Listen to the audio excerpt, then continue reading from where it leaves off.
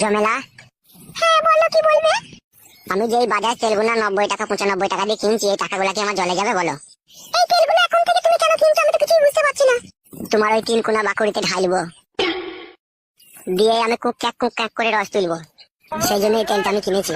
আগে বিয়েটা হোক তবে তো। লেওড়া ওই একই কথা প্রতিদিন শুনতে শুনতে আমার কানটা ঝালাপালা হয়ে গেল। এখন থেকে লেওড়া জামটা ছাড়িয়ে রাখ, তাহলে তো ফুলসজ্জা রাতে এত কষ্ট হবে না তোর। তুমি আমাকে কেমন ভালোবাসো এখন বুঝতে পারছি। সব সময় তুমি খারাপ দিকে নজর দাও আমার। মেয়েরা তো ওই জিনিসটাই চাই, আবার সামনে সামনে বললাম বলে তুমি আমাকে আবার খারাপ বলছো নাকি? তো বিয়েটা করো, তবে তো তুমি এসব করবে না। এখন থেকেই করবে নাকি তুমি? ভিতরে ফেলবো না তো, আমি বাইরে ফেলবো যাতে অসুবিধা না হয়, ওই জন্য বলছি এখন থেকে একবার করে মাঝে মধ্যে চেক করলে হতো না।